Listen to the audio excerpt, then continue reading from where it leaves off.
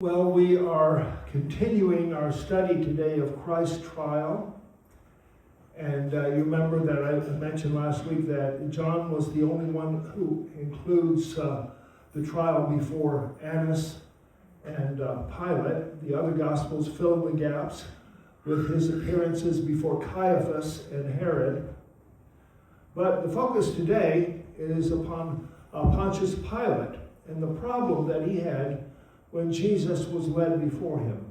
So we're reading today in John chapter 18 through chapter 19, verse 16. But we'll pick up the story in verse 28. Then they led Jesus from the house of Caiaphas to the governor's headquarters. It was early morning.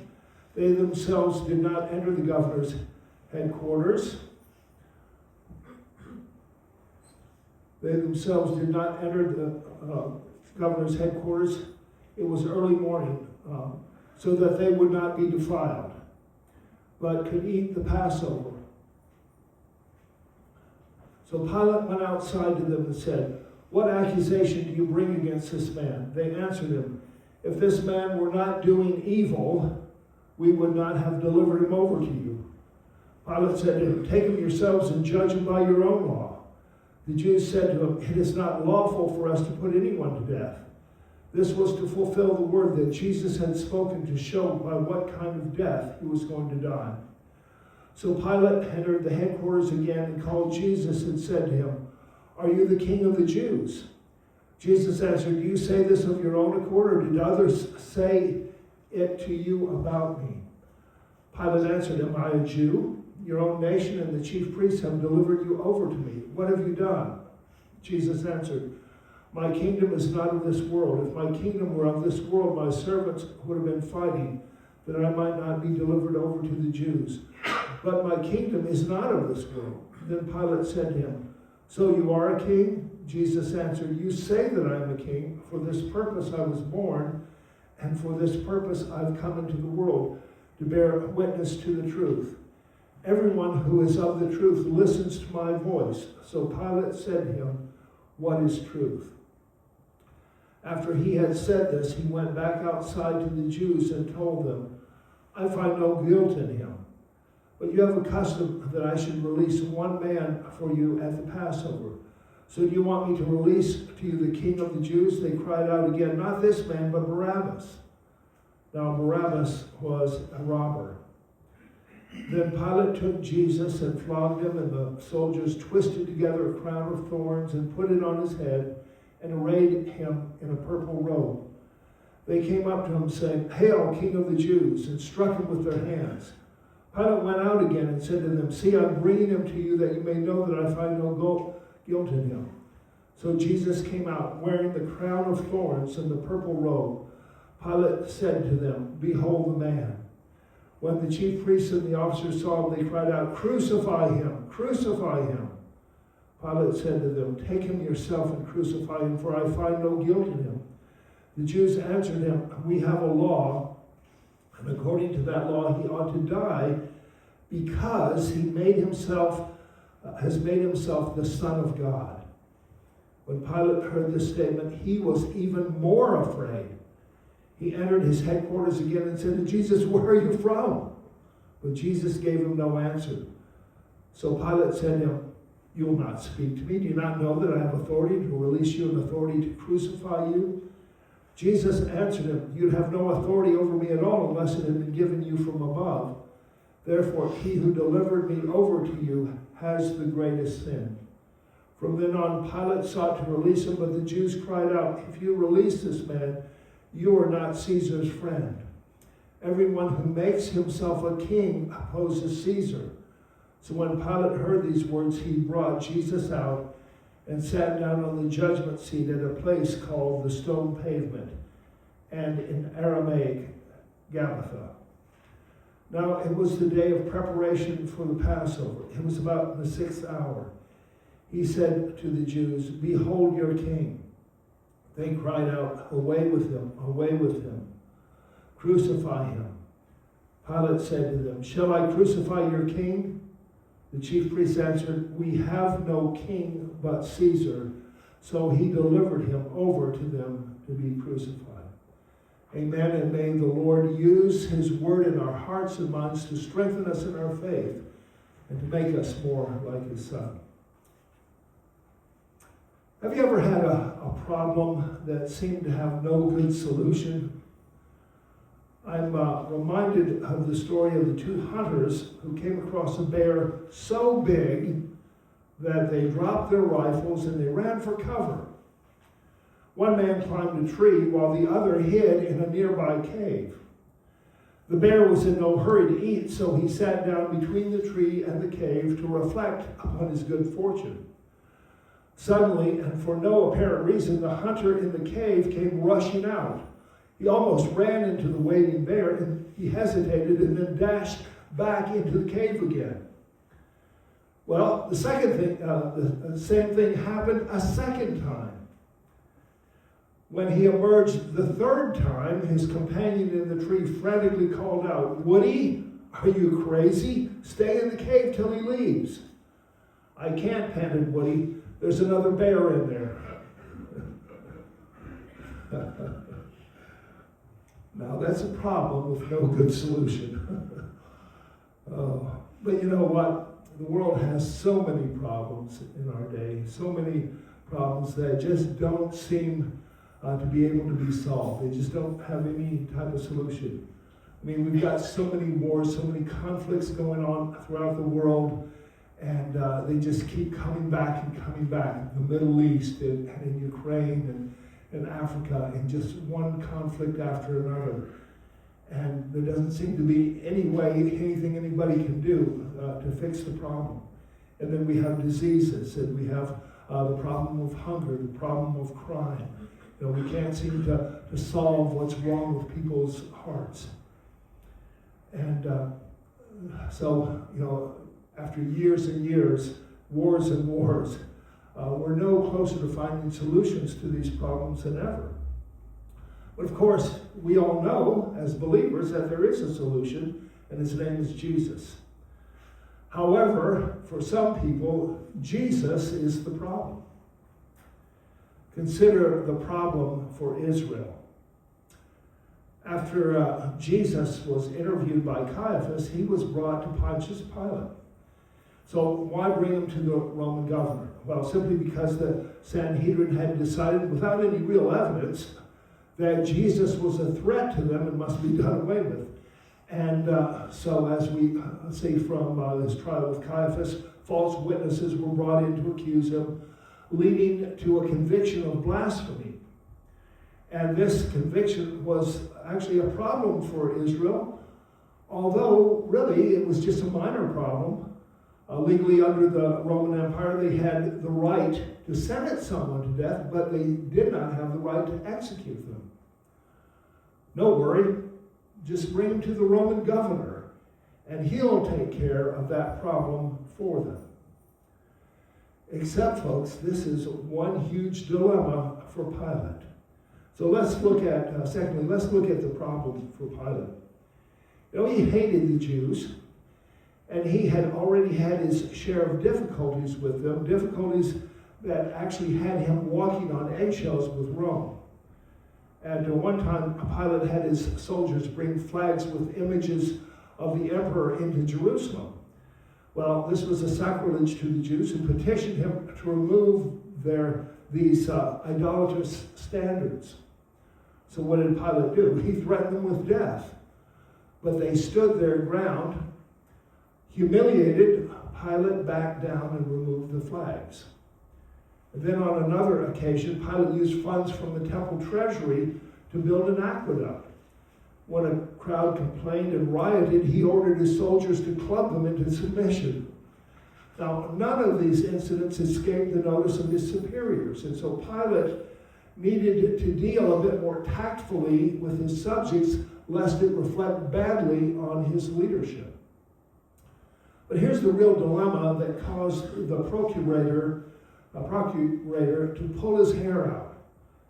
The Jews expected Pilate to be their puppet, to do whatever they told him to do. And you know, no leader likes that, to be coerced by his subordinates. But notice how John records the very dismissive attitude of the Jews toward Pilate. First of all, they refuse to enter the palace or the praetorium because to enter a Gentile's house would cause them to be ceremonially unclean, and they wouldn't be able to eat the Passover. And so here the Jews are. They're much more concerned about their ceremonial cleanliness than their moral or spiritual cleanliness. But imagine that you have someone who wants to conduct business with you, but they refuse to enter your office or to enter your house because it's unclean. I mean, that would be pretty, wouldn't make you feel very good, would it? A lot of disrespect there. And then look at the way they bring Jesus to the governor. There are no formal charges. They have no logical written case or verdict to present to their superior.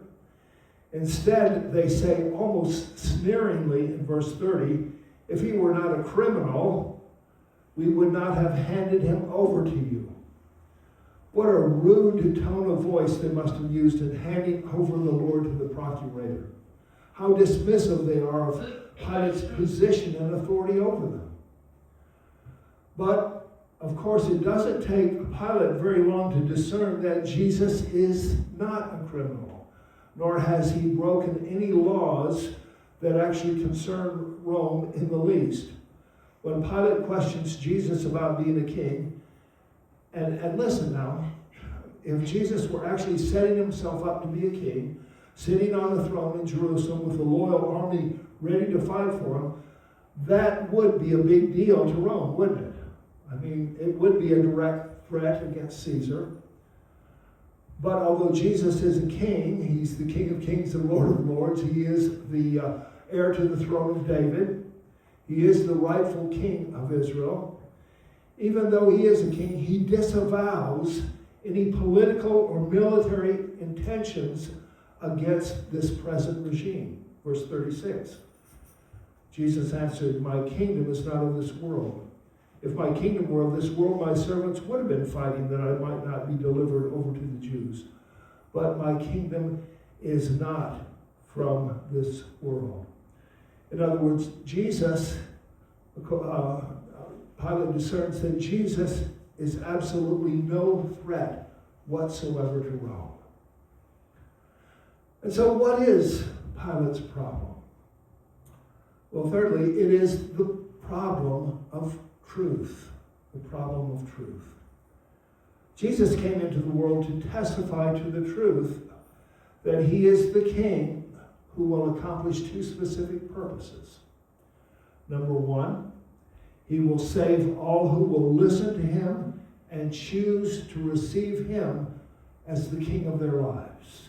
Anyone who comes and falls at his feet and crowns him as their king, they will be saved. But if they don't listen, if they do not choose to crown him as king and savior and Lord, he will be the king who brings vengeance and punishment upon them. And again, this is the crux of the issue. Israel made their choice, didn't they? Which is why in 70 AD, the Roman army came into Jerusalem. They destroyed the city. They killed over 1 million Jews. They got the consequence of their actions. They chose, they said that Jesus was a fraud. But now the decision is put squarely into Pilate's hands. He must decide what the truth is. Does he actually know? What does he say in verse 38? He says, what is truth? Well, Pilate doesn't know. Which is why he's kind of like that hunter that's caught between the two bears. He wants to release Jesus because he sees that Jesus has not committed a crime. He's no threat to Rome. He hasn't endangered public safety. He's not a murderer or a thief. Pilate hates the Jews and he doesn't want to do them a favor. But on the other hand, if he does release Jesus and the Jews riot and cause a ruckus, this may be the straw that breaks the camel's back when it comes to his career. If a protest or a riot breaks out, Peter's job as governor of the southern part of Palestine will be toast. So, what is Pilate's solution to his problem? Well, simply to get the Jews to change their mind by appealing to their custom of releasing one prisoner at Passover. Certainly, if they see things as Pilate sees things, they'll make the right choice and demand that Jesus be released. And that would be the perfect solution to Pilate's problem. And I want you to notice here the various ways that he tries to do that. First of all, Pilate appeals to their sense of fairness, verses 38 and 39. I find no basis for a charge against him, but it is your custom for me to release to you one prisoner at the time of Passover. Do you want me to release the King of the Jews? Now, surely the crowd gathered outside the Praetorium will understand that Jesus is innocent of all the charges against him, that the Sanhedrin is simply envious of his popularity. Surely they will choose his freedom over an insurrectionist, a murderer, and a robber. But no, when evil is at work, fairness flies out the door. They choose exactly the opposite of justice and equity. They choose Barabbas.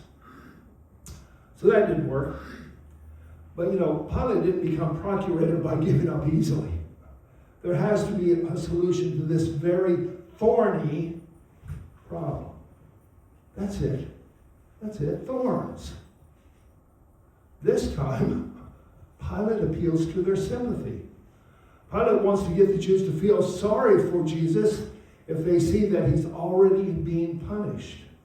Maybe the corporal punishment of flogging and mocking the Lord will convince the mob that Jesus has suffered enough, and they'll then call out for the alleviation of his suffering.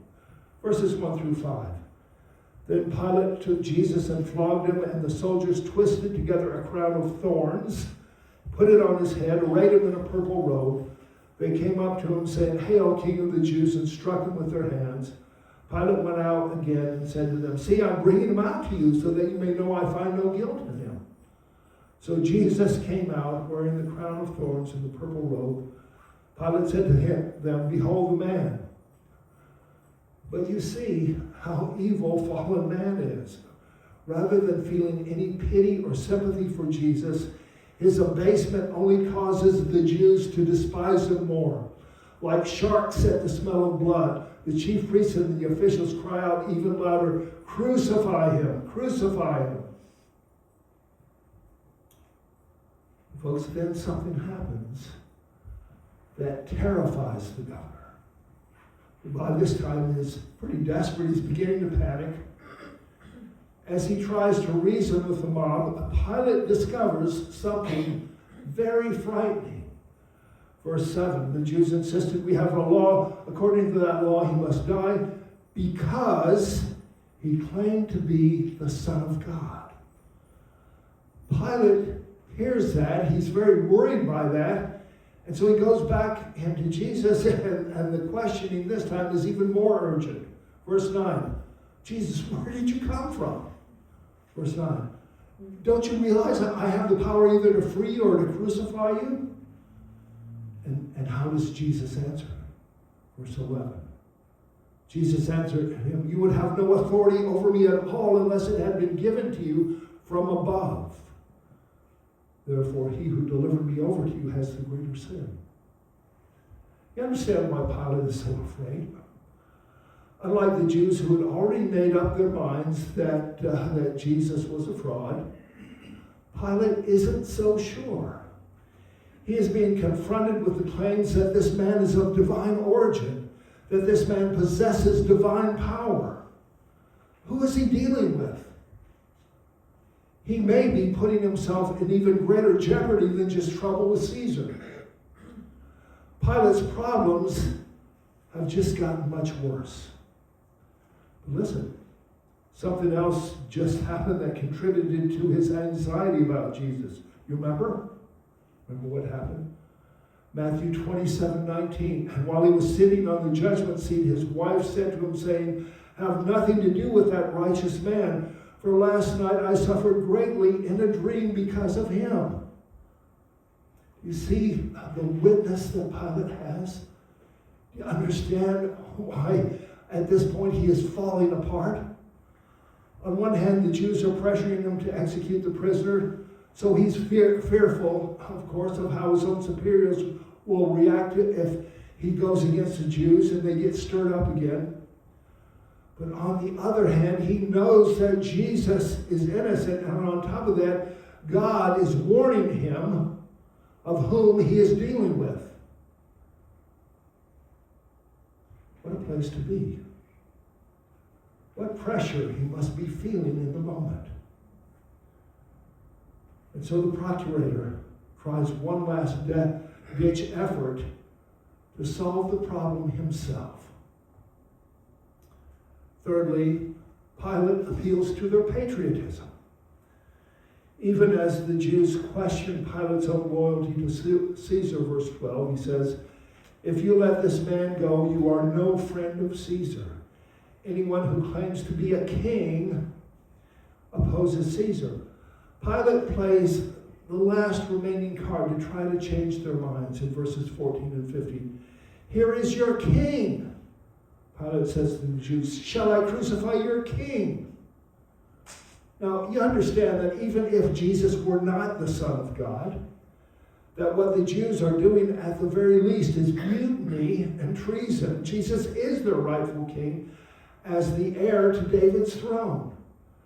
But they have deposed him. They've thrown their lot in with the hated Romans. "We have no king but Caesar," they say. Folks, this is the hatred of rebellious man against their Creator and their Redeemer. They have no use for God's authority over them. And it has led to a world in chaos. Neil deGrasse Tyson was asked if he believed in God. Now, he's a very esteemed and astute scientist, graduating from Columbia University with a PhD in astrophysics. He's the head of the Hayden Planetarium. He's the host of NOVA. And his answer is pretty typical of people who've rejected God. He said, and I just saw this just the other day, he said that God is characterized as both all-powerful and all-loving, okay? But with all the pain, suffering, injustice, and misery on the earth, either God is not all-powerful, he can't do anything to solve mankind's problems, or he is not loving. He could solve them, but he just doesn't care. He's not really a God of love. So that's the reason why Neil deGrasse Tyson doesn't believe in God. But for a man who is as smart as he is, it is at best a very obtuse argument. He never takes into account the simple truth that is inscribed over all creation, that whatsoever a man soweth, that shall he also reap. Mankind has sown to the wind and is now reaping the whirlwind. Mankind, we collectively have rejected the God who offers us his love. We've ignored the fact that he is also not just a loving God, but he is also a completely just, righteous, and fair God. And because we have rejected that, creation is groaning in the aftermath of his justice. And folks, it's only going to get worse. It's only going to get worse. But you see, in love, God offers us not only salvation, but a solution. If we'll turn to him, he will begin to restore the years that the locusts have eaten. He will come down to guide us and to help us and to heal us. In Christ Jesus, there is solution to the problem that mankind faces. And one day, we who choose to make him king will see the fullness of that solution in a restored and perfected humanity. So what about Pilate? What about him? When he finally ignored the warnings that God gave him and handed Jesus over to be crucified, what was Pilate's end?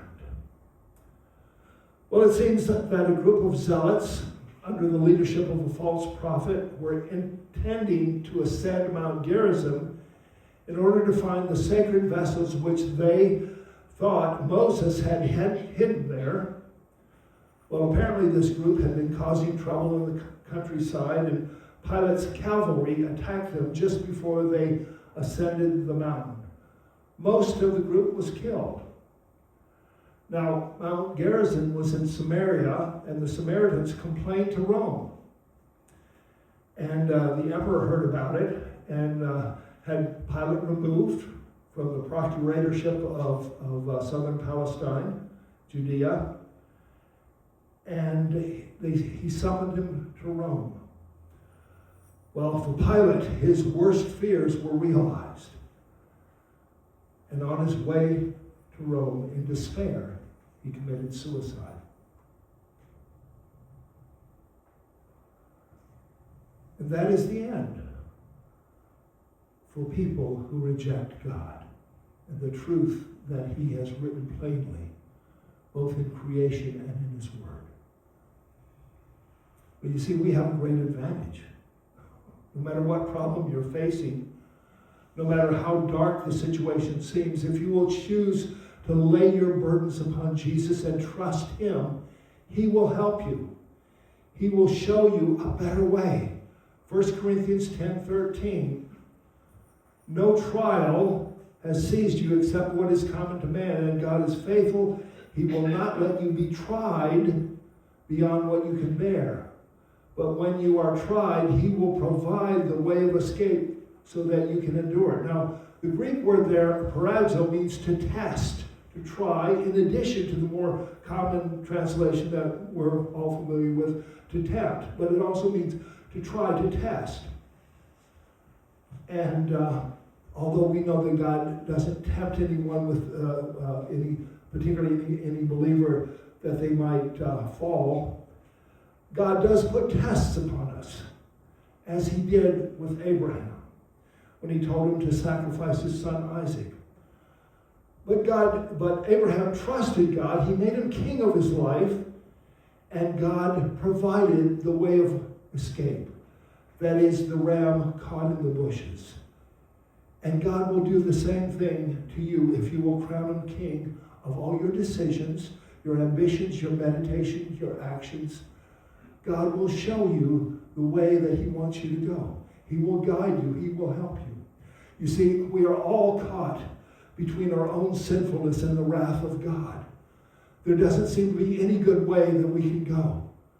But God has provided that ram caught in the bushes, the Lord Jesus Christ, as our escape. And if we will trust him, if we will come to him, he will help us and he will save us.